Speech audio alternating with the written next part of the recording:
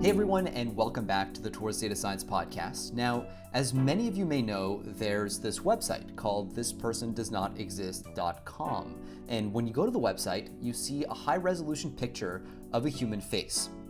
But it's not the face of a real human being. It's entirely AI generated, and as the website's name suggests, there's no human being on the face of the earth who looks quite like the person staring back at you on the page. That picture is a piece of data that captures much of the essence of what it means to look like a human being. And yet it does so without telling you anything whatsoever about any particular person on Earth. It's completely anonymized. But what if we could do the same thing for any kind of data? What if I could generate an anonymized set of medical records or financial transaction data that captures all of the nuance of a private data set, making it instantly shareable without the risk of leaking sensitive information about any particular person? That's the mission of Alex Watson, Chief Product Officer and co-founder of Gretel AI, where he works on unlocking the value hidden in sensitive data sets in ways that preserve privacy. Now, what I realized talking to Alex was that synthetic data is about way more than just ensuring privacy. As you'll see over the course of the conversation, we may well be headed to a future where most data can benefit from augmentation via data synthesis, where synthetic data brings privacy value almost as a side effect of enriching ground truth data with context imported from the wider world. Alex joined me to talk about data privacy, data synthesis, and what could very well be the strange future of the data lifecycle on this episode of the Towards Data Science podcast.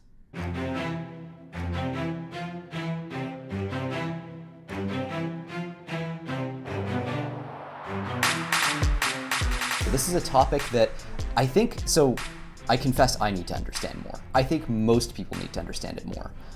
It is at the intersection of so many different things, as I'm sure we'll get to. There's a privacy component to synthetic data, which is the topic of the day. But there's also, we'll get into it, but there's also a whole story about skilled language models in the background. There's a story about AI ethics and debiasing data sets and so on and so forth. It's really at the nexus of so many things. So I'm so thrilled that you're here to educate me about this. All right, well, my first question I think is reflective of my own ignorance here, and I'm really curious about what your answer is going to be. What is synthetic data? I like to think of synthetic data as artificially generated data created by a machine or an algorithm that simulates real-world data. So simplest definition I could give you is an artificial data set that's reflective of something that's been learned from the real world. And when you say kind of simulates or reflective, how is that simulation generated? And also actually, maybe before we get to that, why do we even need this? What problem does it solve? Why can I not just use real world data? Yeah, great question. So maybe just to start at the very beginning, and why not just use real world data? I think one of the biggest challenges that a data scientist, developer, company, startup faces today is a data bottleneck, right? So go back 15 years ago, and I think there's a strong argument it was compute that was a limiting factor. We have the cloud, we have auto scaling, we have GPUs now, everything's mostly great on that front. And I think what we're finding, what many people find, is that that process of getting initial access to data, sometimes it's too sensitive for you to work with directly, right? It's got raw customer information in it, and you're in a compliance controlled industry. So you need to get a safe, anonymized version of that data to work with. That's the case. Sometimes and very often you're working with a data set that's limited in some manner. So we see this a lot in the healthcare space where, an awesome study was done 5 years ago. And we have discovered through working that data set that somehow that data set's limited. It doesn't have enough of a right type of demographic inside of it. Some of the results might be skewed, things like that. So the question is, it's too expensive, prohibitively expensive to generate that data set again and run that whole experiment. So is there a cheaper way for me to augment this limited data I have with synthetically generated data that will help me train a better machine learning algorithm or a more fair algorithm? Okay, and in that case, at least the first kind of algorithm that jumps to mind is something like interpolation. You have a bunch of points. You have some people who are above this age and below this weight, and some people who are in another category, and you're looking for somebody in between. So you kind of like draw the line in between. Try to. So first off, is would that be considered a synthetic data technique? That's And are interesting. there other So more?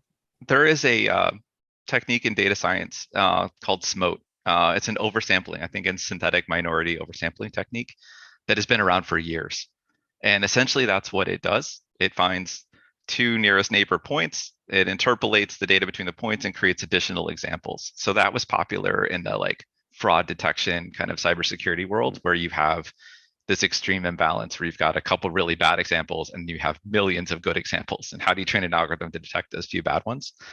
Um, I like to think of kind of modern approaches to synthetic data that are using language models or GANs or things like that, generative AI under the hood, as being an evolution of an approach like that, where we're not necessarily interpolating. Maybe in some cases you are, but mostly what you're doing is you're bringing in features from other nearest neighbors, sometimes even bringing in features from public data, so stuff that didn't exist in the original data set, and using that to essentially intelligently combining it to create a better data set that will help you detect things you haven't seen before.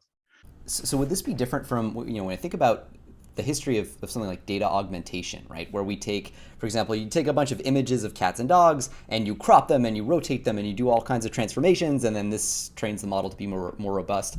Um, this sounds like, again, a step well beyond that, and it's also beyond interpolation because, as you mentioned, you're bringing them with the wisdom of the large language model that's gotten to study maybe all the text on the internet or something.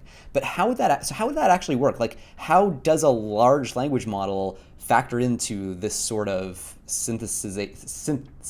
data synthesis process, I guess? um, so just like you would see in the kind of the traditional like language model for synthetic, an OpenAI type approach, like the fine tuning. So pre-train a model on a lot of data and then kind of fine tune it on your example. Very popular approach that we see. Also, another thing that we see with customers is, um, I'll walk you through an example actually that we have where one of the users on our platform had a task where they needed to generate um, for mapping or geolocation purposes, they needed to generate like realistic user locations, a place that a human might be walking around for any location in the world. Um, and the question is, great, there should be a public data set for that. There's not, right? Like, if you're trying to find somewhere that works in Tokyo and also works in New Delhi and things like that, um, there aren't really kind of ubiquitous data sets with that type of data. So often we see customers that will say, show me something that I can learn from that's representative, and then I can apply it to this use case. Mm. And what they ended up doing, I thought was really clever, um, was training an image translation model. So if you've heard of a fast cut, so it's like a evolution of pixel CNN and some of the kind of cool generative image synthetic capabilities that have been out there. They trained that on map data and with user locations for where scooters like e-bikes and scooters like Jump and Uber scooter locations are. So for a couple cities in Southwest United States. So one of the things about these e-bikes is they often have to sign agreements with municipalities to share location data that they can use for city planning. So this is all Mm. public feeds. There's a standard. It's really nice. So what we demonstrated was the ability to train this GAN on location from Santa Monica, from Austin, from San Francisco, then take map data from Osaka or New Delhi or right anywhere on the world, and the model would accurately predict where users might be. They would be like along boardwalks, they would be clustering at corners where it looked like maybe there was a shop and things like that. So this ability to apply a data set that is tangential to your problem is another like one of the really kind of promising things with synthetic data. Okay, so this like kind of fine tuning, transfer learning, meta learning set of capabilities that large language models and transformers more broadly have introduced. This is like core to the strategy. Is that really what's unblocked a lot of the major applications you've seen of synthetic data recently? Yeah, I would say that from what we've seen, and this is talking to our user base, so people that are using Gretel AI's platform, and also like big companies where we have more of a kind of a top-down type discussion. I'd say the biggest blocker that we see today with data scientists is access to private data. So your Mm. company has this incredible data set, but It has, raw identifiers for customers, right? So names, addresses. It has, um, you know, um, in the healthcare space, right? Information about um, certain traits or diseases and things like that. And you can build these incredible services if you just had access to that data, but you can't because of compliance reasons. Like maybe it'll take you 3 months or 6 months, or maybe there's no clear process to get access to that data. I would say that's the single biggest blocker. There's some other kind of cool, just I would say stats like Kaggle does a data survey every year for data scientists and just say like, hey, where do you spend your time building with data? And like a staggering percentage of an average data project is just spent getting access to data. I think on this latest Kaggle survey that I saw, was 35% was the median of your total project time trying to get access to data. So if you could mock up something that looked incredibly realistic to start with, or Yeah. build on a really limited data set, you might be able to build a lot more quickly. Okay, and for a let's pick up not a mundane use case, but a fairly like run of the mill one. Like let's say we have a bunch of financial data about hundreds of thousands of individuals, and yeah, they're all tagged by name and so on. I guess one question that comes to mind is like, okay, what about the stupid strategy of just like removing all obvious identifiers like names and addresses and phone numbers and things like that, and just going ahead with it?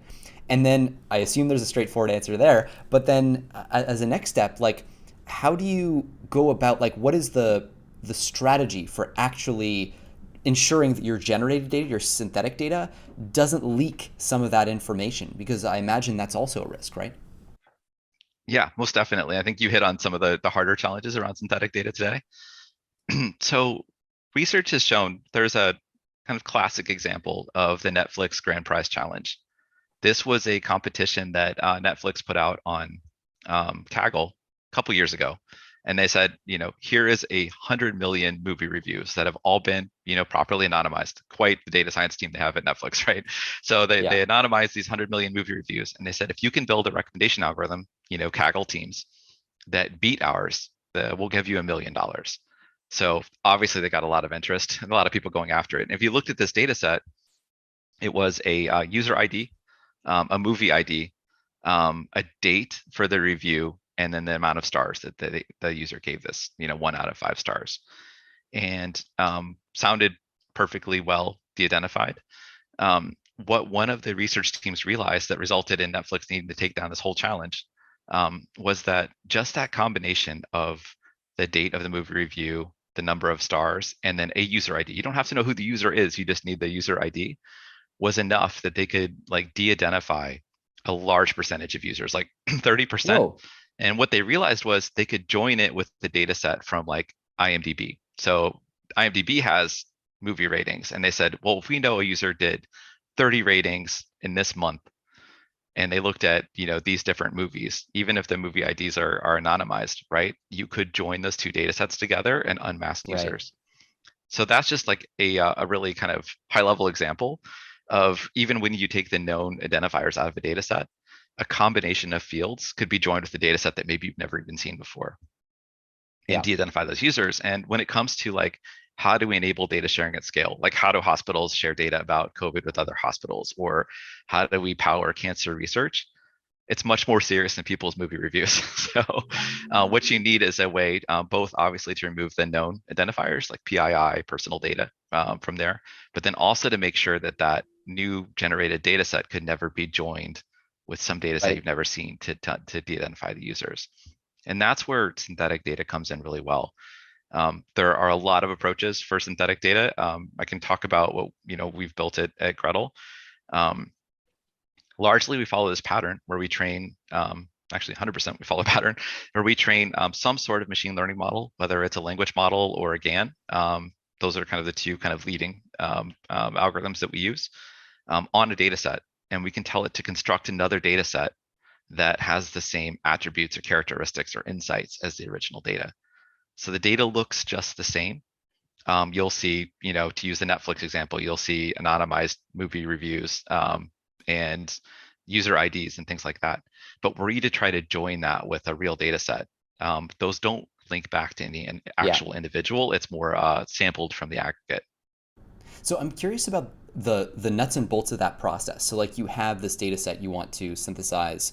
an original data set you want to kind of, I guess, anonymize slash synthesize. You feed it to a large language model. I guess first I'm curious about what format does that look like when it goes into the language model, and then can you speak a little bit to like the architecture almost? Because I guess you're fine tuning some of the layers. About how many do you find you can end up like getting away with freezing, and what does the fine tuning process look like as well? Often, with these data sets, customers will start, or users on our platform will start with just a data set, and the model they'll initialize with a set of random weights. Um, so that's probably the most popular thing that we see. So the algorithm will learn from your data set, but it won't be able to incorporate knowledge from, Right. other parts or other data sets yet.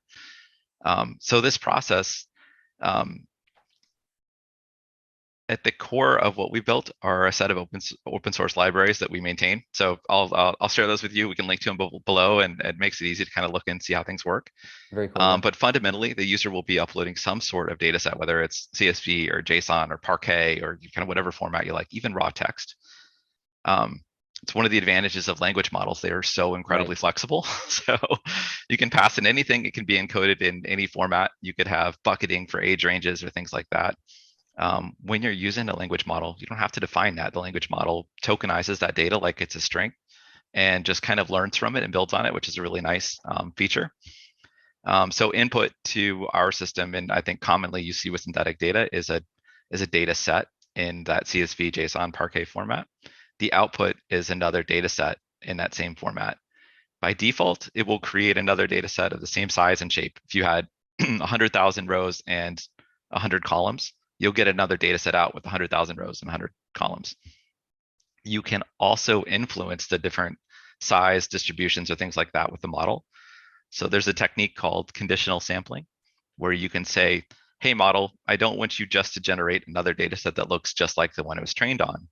Rather, I want you to boost this class or this attribute. Mm. So I'm looking for um, more female patients from the state of Washington, right? And then essentially, ask the model to autocomplete the rest of the record until you built out your data set. And so this is really where we start to get into the debiasing aspect of this, the sort of ethical considerations. It also occurs to me that the generation process here, like one thing I'm I guess almost fundamentally confused about is if you have a model that is a really powerful generative model like this, and you're using it to generate a data set that then you want to use to train downstream models. I guess how could the downstream models ever be as performant as the original generative model, the model that made the synthetic data? Like, are you not bottlenecked by the capability of that generative model in the first place? Yeah, great question. I'll try to answer this at a couple levels. One, if you are starting with the completely raw data set that you're working with, and you're training a model from random weights, and you are using it for a downstream ML task, what we've found is you can, and I'll dive into how this works in a minute. You can, when it comes to like privacy, for example, you can build some really great features into your synthetic data set with a pretty minimal loss on accuracy. So we've done, I can link to a blog. We've taken the top 8 data sets that on the data science platform Kaggle, for example. Default settings, synthesize them with privacy. We have our privacy settings set to high. And what we noticed was that you could replace the real world data with synthetic data. And the mean across all those different data sets was like about a 3% loss in accuracy that you would have. So you get nice privacy benefits for a data set with a minimal loss in accuracy. We've also found, and this is one when you're trying to, your goal isn't privacy, but your goal is accuracy. I want to do the best downstream machine learning task that Yeah. I can. Models, when you're training a machine learning model on a data set, like it's going to do the best it can across all different examples, but it's often not going to do very well on some of those minority edge cases that you might actually really care about. Right. So we have found that consistently, when you augment real world data with, kind of intentionally generating more of a minority class that might exist that might be performing poorly, you'll actually get better than real world performance. So that's where we see this like augmentation, synthetic data plus real world data for your machine learning works very well.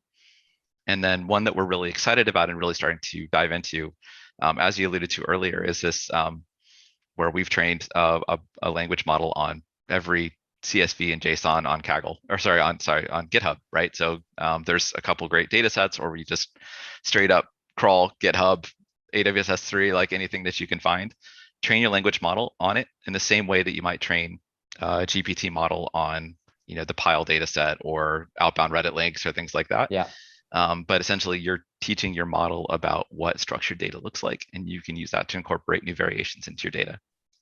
Oh, very interesting. Okay, so I guess a lot of layers to this. One of which is empirical. So it just seems as if, based on the setup, you have very minimal drop in accuracy for what you called that high privacy setting, and that hints at one thing that I'd be curious to poke at more, which is like, what is the nature of the trade-off between performance and privacy? Like, is it easy to summarize it? Is it easy to summarize like what the factors are that make something more private and why those hinder accuracy?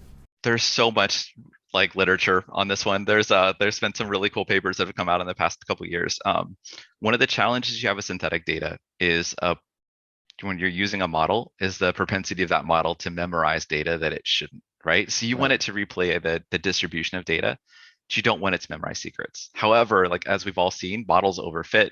There's a lot of reasons that this happens. So when we were thinking about how to address this, we started out taking like, let's just do a survey of the different types of attacks that we see on data privacy.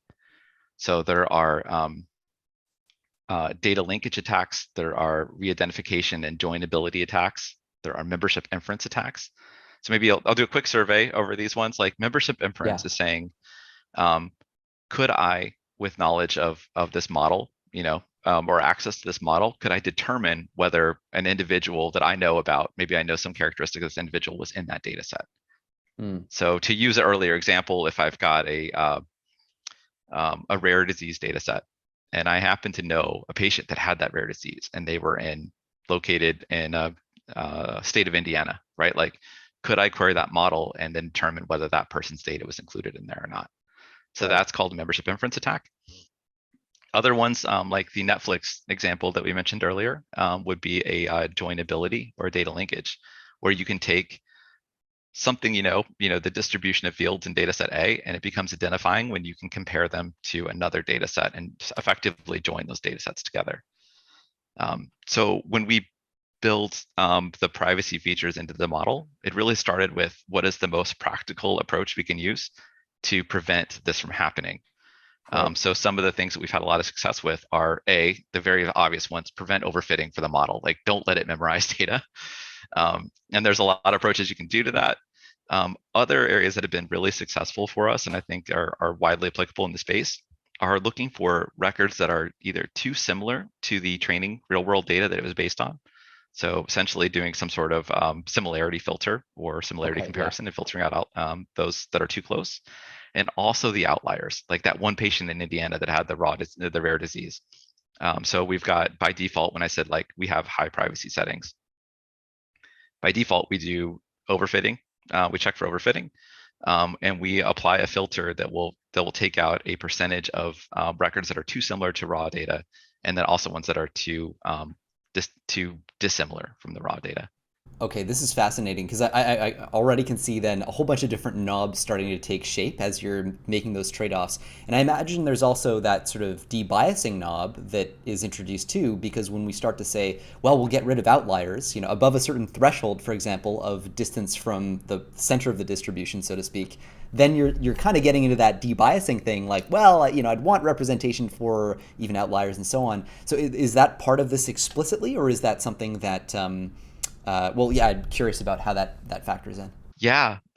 So when it comes to debiasing and it comes to fairness, that is it is such a new field, and then B, it is so context dependent that our approach right now, we're not able to automate, bias reduction in the same way we can with privacy, where you've got really kind of known set of things you're trying to protect against. So we view our approach as more like a toolkit. And we could say if I've identified from looking at my model that I'm performing poorly on this set of classes, or if I look across my data set and I say like I'm short on representation for a group that I care about, inside of this data that I can boost that. Um, so that's kind of the extent that we've built so far. We're watching, kind of fairness and ethics and debiasing like research all the time and looking at it, but Yeah. I wouldn't say that I've seen anything that's so automated you can just click a button. But what we'd love to, and this is something we're looking at, is like how do we offer some sort of feedback saying, hey, perhaps like you might want to generate more data like this or something like that based on a set of things the user tells us they care about. And that makes total. I mean, with all the ethics and fairness conversations that we've had on the podcast seem to revolve around like, how do you determine what is the number that needs to be optimized for when you're talking about debiasing or introducing fairness? Whereas with privacy, that conversation has kind of already happened. There are good definitions of privacy that people have already kind of coalesced around. I would love to get your sense actually of that question. Like, how do you measure privacy? Like, what are some of the benchmark numbers that you use to assess like, okay, this is a high privacy threshold versus this is a low one? Mhm. Such a good question. There are so many theoretical or formal benefits you can get around privacy, but then translating that into something that a human will understand and can Right. apply to their use case is very difficult. Um, but yeah, I'll start on the theoretical end and kind of talk Yeah, from there yeah. and then move to the privacy end. Um, I don't know if you've come across or you've heard about a technique called differential privacy before. It was developed in, I believe, in the kind of early 80s, and led by like the U.S. Census Bureau when they're trying to figure out how to like Hmm. release census statistics without running the risk of being identifying. What's really neat about differential privacy, while it can be very hard to understand, I'll try to give a like a simple kind of definition for it, is that it is a formal method that can give you um, mathematical guarantees of privacy um, given a set of constraints. So you could say, yes, this protects against attacks that I know about today, like membership inference. It protects against joinability attacks. It also, by virtue of how it works, is future proof in the sense that we know it will protect against attacks that might exist in the future. Sounds crazy, but the idea is actually pretty simple. So the idea with differential privacy is that when a data set is differentially private, you could remove any individual record or entity or person from that data set and query that data set and get the exact same answer or a negligible difference in the answer. And so the idea is like one user, one human, whatever it is that you care about in this data set, one record in the data set should not be able to influence any query that you give to the overall data set. Well, it's almost like deeply counterintuitive as an idea, right? Because like we're used to the idea that, or at least I'm used to the idea that a marginal sample must improve performance. I mean, surely this is the purpose. Like to the extent that we add new samples, it's precisely because we hope that it will make the model better. And So that I, is a yeah, really because I actually believe that's correct. I think that is right. okay. Like one sample should matter. So where you see differential privacy being applied in the real world are typically examples where you have really large data sets and a Okay. really strong need for privacy. So maybe U.S. Census is a good example. There's a lot of Right. humans in the United States. Apple and Google both use it as when you're typing um, on your phone and it's predicting the next word that you're going to type, it starts to learn, kind of your preferences and things like that. They want to be careful that the emoticons and the words that you use don't ever get learned by these upstream models. So this is a case where you have hundreds of millions of people using, next word prediction on your iPhone or on your Android. The models that are being trained to predict what you're going to use next are differentially private. So I'll dive into what that means in a second, but that's an example. Netflix data challenged 100 million examples, things like that. Yeah. That's where differential privacy really works. You can use it in a smaller example, on a data set with 100,000 records, but you're going to get a much bigger hit to accuracy. So if your goal is pure utility, I want to get the best downstream accuracy for my model possible, differential privacy is a hammer that you would Yeah. really only want to use when privacy is paramount for you and you want to have like strong protections. Otherwise, some of the other techniques that I talked about earlier will give you good protections against known attacks with a much smaller hit to utility. Gotcha. Okay, that's really helpful. So, thinking of synthetic data as this tool that often works best on maybe smaller data sets where like you're let's say you have a clear sense of the adversaries you're dealing with, the risks that you're dealing with. Whereas, as you say, differential privacy, very broad tool for scaled applications when Oh, you've reached. yeah, this is one I should be a little more clear on. So we've actually built support for differentially private training into our model. So it is when you create a configuration is an option. It's an implementation called DP-SGD, so differential privacy SGD, and it was built by the TensorFlow privacy team. And essentially, what it Hmm. does is, as your model's training, it does two things to your model. It injects noise into the optimizer. So essentially, it prevents the optimizer from kind of learning any secrets too quickly by essentially raising the noise floor for any It's data like that goes in. regularization. Yep, and it also clips the gradients as the model as at each optimization step.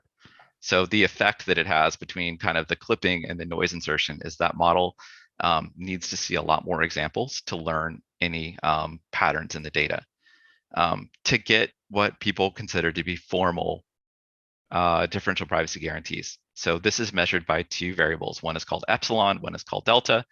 Um, and translating those into things that you can apply to a privacy policy can be very difficult. But generally with a epsilon of less than, I think recent research has shown epsilon less than 1,000, you have very strong mathematical guarantees that this data set, whatever's in here, um, the individual records are not contributing to the overall score. So you have like really strong privacy guarantees. Um, what we've found, and we've done some blogs on this, and I think recent research we're seeing is showing this as well, that even just the smallest amount of noise insertion and clipping with the gradients actually gives you really strong practical benefits, Hmm. right? So if you are trying to make sure you're training a chatbot on text, and you're worried that somewhere inside of that text that you're training on is like someone's putting in their social security number or they're putting in their credit card, and you want to make sure the model doesn't memorize that at all. That's an example where even the most minimal amount of noise inserted by the DP will prevent the model from learning this and prevent somebody from extracting it from the model. Oh, interesting. Okay, so it's very sensitive in that, which makes sense because I guess when you're talking about such a big corpus and such specific information, like that's represented so rarely in the data set, you wouldn't expect like hundreds of instances of this one person and their credit card data or whatever to appear. Hopefully, no, that makes a ton of sense. And so, I guess one of the questions that comes to mind too is like in the process of generating this data. I mean, I guess you end up having artifacts from time to time, I would imagine. Is there any consistent pattern in those artifacts? Like, do you see failure modes that are consistent? Like, synthetic data tends to, I don't know, tends to overrepresent a certain, like, the most represented sample in the training set if you don't take steps to avoid it or something else like that? Really good question. We see often if people train a model on too many epochs, the model will start to overfit. Mm. And then the question is like, how do you convey that to the user that that model is going to have a propensity to pick the most kind of common elements that existed in the training set and kind of repeat that over and over and over again. We create a quality report at the end and kind of walk through a couple different examples where we look at correlations that existed in the original data and how strongly were those correlated to. So if you were to imagine a confusion matrix or a 2x2 correlation graph with each different combination of fields, that's really handy to look at. And you just look at the either the two real world and synthetic data side by side, or you can overlay the two graphs and see what the difference is. That's one that works really well. Another one that we like to use, I look at pretty often, is a PCA distribution when you look at the real world data versus synthetic data. And eerily, how well it works, where you want to look for like a similar kind of size, shape, and distribution of the PCA graph elements on the real world data versus synthetic. And that can really give you a hint as to whether the model is overfitting. And that's an interesting part of the challenge here too, I guess, is just like communicating that to the end user, right? Because like even when you get to correlation matrices, which are like obviously super useful, but they are limited in the sense that they only capture, like, the Pearson correlation coefficient only captures linear correlations. it's only for like two parameter like correlations between two parameters at a time. So if you have like three parameters that are interacting, you might miss it. But that's kind of necessary just to accommodate like our two-dimensional ability to view stuff. Um, but then I guess separate from that, you've also got this issue of like, yeah, how do you just explain this to the person consuming this data, the person who requested it? And this speaks to, I guess, who your customers are as well. Do they must be technical, but do they often have that kind of understanding of differential privacy and synthetic data? Oh, they Or, don't, and we can't expect okay, that, right? That's not fair. right, We can't all become privacy experts. So really, our goal is to make this as simple as possible. Um, so what we try to do is boil everything down into a single score that you can reason about. But the challenge is that score has to be representative of new types of data you've never even seen before. right. Um, so I guess for philosophically, when we're building this, I like to use a Keras type model. I think Keras like described this so well when they were building, and they talked about this like progressive disclosure of complexity, where you start out with a model.fit, but if you really want to dive in, you can like um, Yeah, go create your own callbacks and create your own training functions and things like that. We're trying to do the same thing. And I think one of the big learnings that I've had over the past 2.5 years talking to customers is for every data science team that you talk to, or every software engineering team you talk to that is like interested in synthetic data, that has the background to understand the accuracy and the privacy and things like that, there are 10 teams that would benefit from the ability to create or share data across their business that right. don't have that ability. So I think that opportunity for low code and no code type approaches in this kind of sphere that we're in are huge. So really excited about that.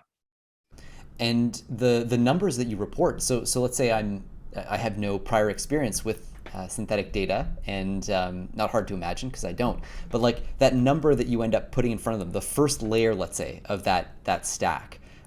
What is? I'm curious about what that number is that you chose. Like, is it? Do you kind of back it up with some explanation, or do you just generally say like, this is your overall score, and a score above this is good, and a score below that is bad? Yeah, so we've got a nice kind of chat. You get a 0 through 100 score, and just like it roughly analogous to an A or a B or a C, kind of Right. grade that you would get for your data. But on each one of those, when you click on it, it gives you a set. I'm generalizing here, but I would say 85 or higher on your data set is typically acceptable for like downstream machine learning tasks. If you're just trying to Okay. create mock data for your user interface or something like that, then you don't really need to have a high accuracy. So we walk you through different use cases that make sense given a certain level of accuracy. Okay, that makes a ton of, yeah, kind of splitting it up by use case seems like it's very much like it's the only thing you can really do as well. So, really fascinating. And do you run into situations where, if you're because if you're in the process of making synthetic data, there's almost this philosophical step where you decide what counts as the data set that you're analyzing, right? Like if you have a hub and spoke type of data set where there are linkages between one data set and a whole bunch of other things, then maybe you consider the whole thing one data set. You can capture correlations between sub data sets. But then there are other circumstances in which you might just isolate one for practical reasons. Like, I don't know, I'm curious if you can speak to that kind of paradigm, like how you think about that. We see both. I think we started mostly working with the types of learning data sets that have already been like normalized, and someone's gone through and cleaned them, and it's a really kind of nice panacea of like a data set to work with. Yeah. We see one of the really popular use cases that we see are developers that are seeking to build like a pre-production or a dev test staging environment. Um, and often in that environment, what you're doing is you are building a downstream version of a Postgres SQL database or MySQL or some sort of relational multi-table data set. And the advantage of kind of modern synthetic data versus just like fake data, right, is that you maintain those realistic patterns in your data. So the easy ones for us to capture in this case would be like, we can query a database, we can pull back the schema programmatically, and we can figure out like what are the primary and foreign keys. And we can make Right. sure that as we synthesize a table, that those keys and the constraints and things like that, the relationship between those different tables is maintained. So that works very well. There is a a secondary level that can happen inside of these databases where you have um, secondary keys that maybe even aren't described, or business logic that isn't described inside of a schema. For example, like if you're a payment company and you have employee start date and you have employee first paycheck date, and they're in different tables, you should never have the first paycheck date be before the first start date. So those are Right. things that we are working to automate detection for. The really, obvious way to do this is to just join all those tables together, so to denormalize them, train the model on everything, and then renormalize them at the end. That adds a few extra steps. So, one of the things that we're working right now, right now you can define those types of relationships and you can tell the model like these two fields are linked, maintain this link. But would love to find, and one of the areas we're working on is like, how do we automate that and make it simpler? It just seems kind of like you're, in a way, exploring the augmentation of so many different parts of the data lifecycle, the data stack. Because what you've just described is a major part of what data exploration used to be about, right? Like, and I'm sure you're doing this in ways that are more efficient than like a human being could, and at higher levels of detail. Is that part of the value add you could imagine creating down the line? Like, I mean, it seems like you are spotting those correlations in the data. You are in a position to be producing like reports of great quality that inform. That's Yeah. really interesting. This came up as a customer request we heard kind of over and over again. When we've built in this really kind of iterative, like we open source code, we write a lot towards data science, do a lot of blogs Thank there. We you. kind Thank of you. gauge our community interest in it, and then Yeah. we use that to like inform the roadmap that we're building. And as soon as we got our first synthetic data algorithm out there, the first question anybody asked was, how do I know that this data is good? So Right. the obvious next thing for us to build was this like synthetic quality report we've been talking about. And then what surprised me in some of the conversations we've had with users, where they're saying, can we just call this by itself? Like, I just want to generate a report. Like, Evan, Right. X data set, can you tell me about correlations that exist inside of it, or across this like database, across these different tables, can you show me where correlations might exist? So that was one that I wouldn't have seen it coming, but it's a common theme that we've seen, and we're actually a couple weeks out from releasing our reporting API. Just being able to run all by itself, so you can give it any data set or any combination of data sets, and we'll compare them. Oh, that's exciting. Okay, that makes a ton of sense because I mean you're in such an intimate spot of the data lifecycle. I imagine there are a whole bunch of low hanging fruit like that. Such an exciting place to be. And actually, so what are some of the biggest like open challenges right now? Like, what are some of the problems you're beating your head against the wall on today as you try to expand the scope of problems you can tackle with synthetic data? Great question. Um, I think one of the biggest challenges is creating a synthetic data model or experience that just works every time. So when a customer puts a data set in, or a user puts a data set in, there's all sorts of characteristics about that data set. It could be highly complex. It could have a time series component in it. It could have text in there. And looking across research and cutting edge stuff, and it's probably easiest to think about this like in the image space, right? There's these like phenomenal demos that come out that like work on this like, um, you know, I don't want to pick on anything in particular, but like just imagine like StyleGAN, for example, right? Like, wow, that is Yeah. so cool. They can create realistic human faces. But then you realize how specialized that algorithm is for that particular use case, Right. and how hard it is to generalize to other use cases. So, we have seen, and I pretty strongly believe that there is no single model to rule them all for synthetic data. Rather, like given some attributes of your data, there's things that will work really well. GANs work really well for multivariate time series. So if you're working with medical sensors, ECG, EKG monitors, things like that, GANs work extremely well for learning and recreating those patterns. Hmm. Language models are complex. They're computationally complex to use on large data sets, but they also learn these patterns really well. So I think um, where we're spending our time is like, how do we just help someone automatically select the best algorithm or best combination of algorithms to use given a particular data set, and give them back something that works 95% of the time the first time.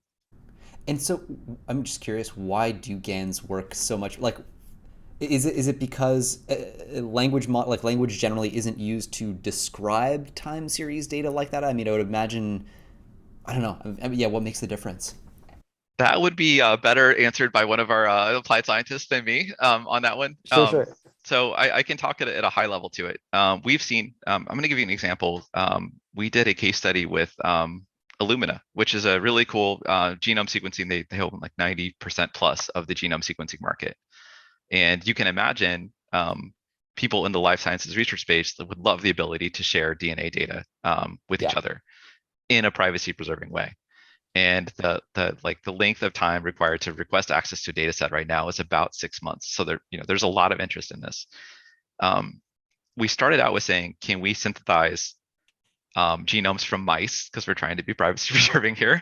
So we had a data set and then recreate the same results of a like a very popular experiment, publicized experiment. It was published in Nature, right? Can we synthesize genomes, recreate the results of this really Mm, well-known experiment, and then that would get people to believe that we had the accuracy necessary.